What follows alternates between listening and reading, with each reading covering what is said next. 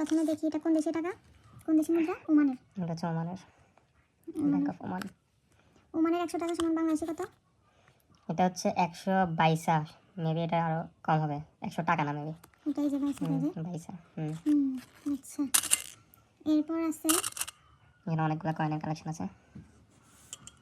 এটা হচ্ছে কিসে? এটা হচ্ছে কোন দেশে? ব্যাংক অফ, এটা মানে চায়না নাকি? Chinese Chinese Chinese. চাইনিজ মুদ্রা। তারপরে কালেকশনে আছে, যেটা আমি সরাই দিই, ফোকাস আসতেছে না। এটা হচ্ছে কিসে তুমি বলো? এটা হচ্ছে মেবি ইন্ডিয়া। ইন্ডিয়ান 25 রুপি নাকি 25 পয়সা মনে হয়। পয়সা যে পয়সা। এটা এটা হচ্ছে ব্যাংক অফ উগান্ডা। উগান্ডা 25 কত? এটা কত টাকা? এটা হচ্ছে 100।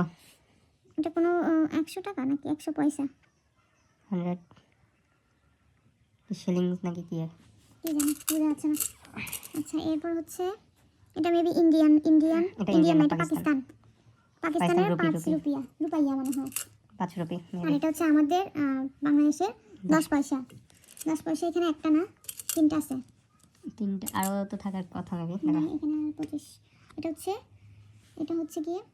দেখি এটা কোন দেশের টাকা? 20 সেন্টস। আমার মনে হচ্ছে সিঙ্গাপুর। আচ্ছা, এরপর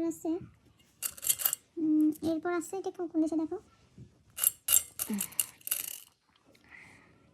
এটা কোন দেখি দেখো তো? বোঝা যাচ্ছে না। এটা ওমানের। এটা আচ্ছা, মেবি রানিং 2015, না এটাও শেষ। আর এটা দেখো, কি সৌদি আরবে? মেবি সৌদি আরব। কি জানি এটা কি, এটা কমেন্টে যদি কেউ জানেন বলবেন। মেবি সৌদি আরব। এটা দেখো, এটা মনে হয় বেবি একটা আছে মনে হয়। ইউনাইটেড আরব আমিরাত, মানে ইউএই, দুবাই। এটা হচ্ছে, আচ্ছা এটা পরে দেখাই, এটা দেখাই। এটা হচ্ছে ইস্ট ইন্ডিয়া কোম্পানির। এটা কোন এম্পায়ার? এই যে এখানে দুইটা আছে, সেম দুইটা, এই যে দুইটা আছে সেম। তারপর আমাদের বাংলাদেশি মুদ্রা আসি। বাংলাদেশি মুদ্রা এগুলো দেখাই ফেলছি আগে। এই যে 10 পয়সা, এই যেটা 10 পয়সা, অ্যান্টিক। এগুলো পরে দেখাই, এগুলো অ্যান্টিক। আমরা বাংলাদেশি কালেকশন চাই নাকি? এরপরে 25 পয়সা, এই যে বাংলাদেশি 25 পয়সা। আচ্ছা, তারপরে আছে এই যে এটা হচ্ছে 50 পয়সা। এটা 50 পয়সা, দেখতে খুবই সুন্দর ছিল।